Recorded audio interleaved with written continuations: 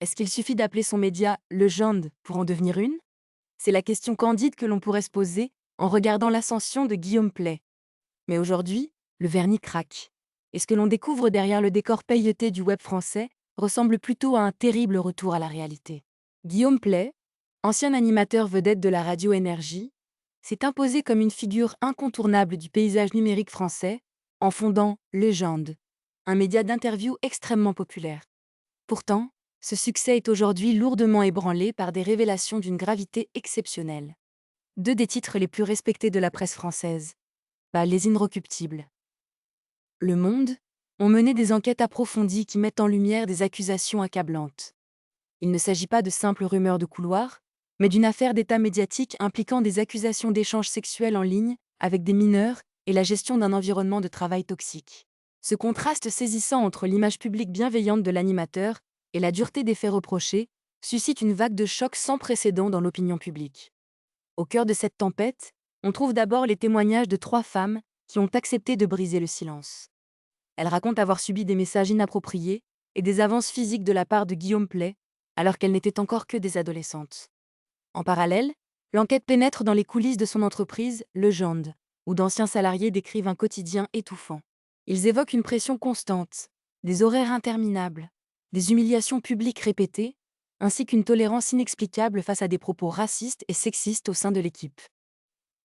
Face à ces accusations croisées, Guillaume Play a choisi de réagir par un communiqué officiel publié le vendredi 7 août 2026. Sa ligne de défense est singulière.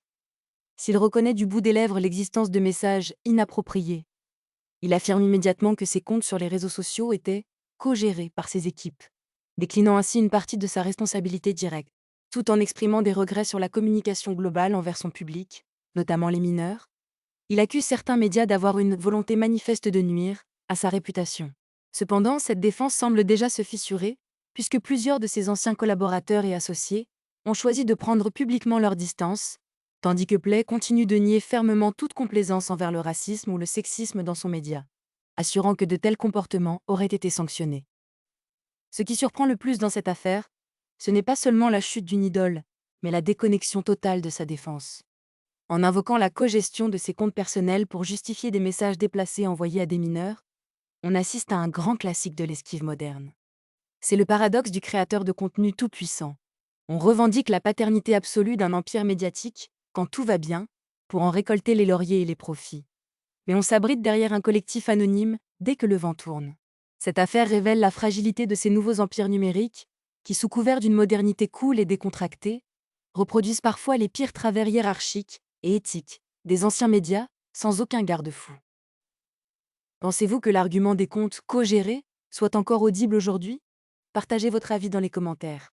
Pour continuer à décrypter ensemble les coulisses du pouvoir et des médias, abonnez-vous et activez la cloche.